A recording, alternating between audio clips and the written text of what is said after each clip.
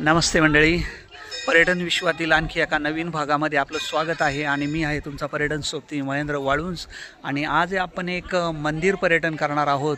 आपण जर कधी शिर्डी आणि नाशिक या प्रवासादरम्यान असाल तर शन्नर शहरामध्ये मी तुम्हाला एक अप्रतिम असं एक मंदिर दाखवणार आहे। ते म्हणजे गोंदेश्वराचं हे एक छानसं मंदिर समूह मी तुम्हाला दाखवणार आहे।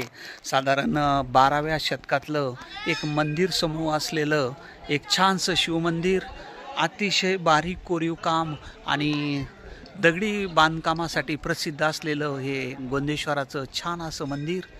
आणि याचं वयवर्ष साधारण 800 ते 900 वर्षापूर्वीचं हे मंदिर आहे आणि दगडी बांधकामाचा अतिशय अप्रतिम असा नमुना समजला जाणारं आणि त्र्यंबकेश्वर झालं किंवा अंबरनाथचं शिवमंदिर झालं, या मंदिरांच्या समकालीन असलेलं एक गोंदेश्वराचं हे एक मंदिर।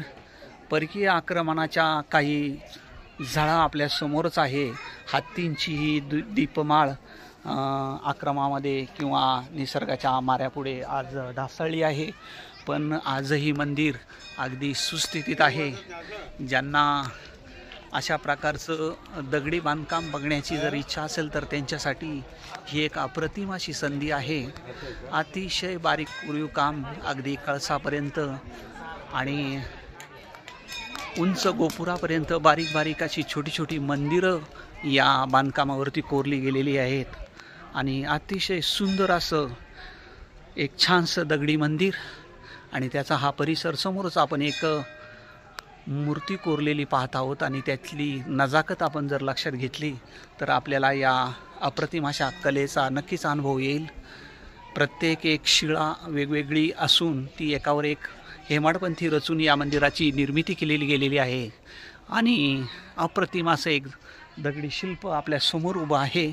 हा एक मंदिर समूह आहे आणि आजूबाजूला अशी एक मंदिराच्या प्रांगणामध्येच 4 ते 5 मंदिरं आहेत। इकडे पण एक अतिशय छान आणि सुंदर असं एक मंदिर आहे। पूर्ण मंदिराचा परिसर एका व्हिडिओमध्ये येणं अशक्य, म्हणून मी तुम्हाला आज बाहेरूनच मंदिर दाखवतो। कधी सिन्नरला आलात तर आवर्जून या मंदिराला भेट द्या। बाय मंडळी।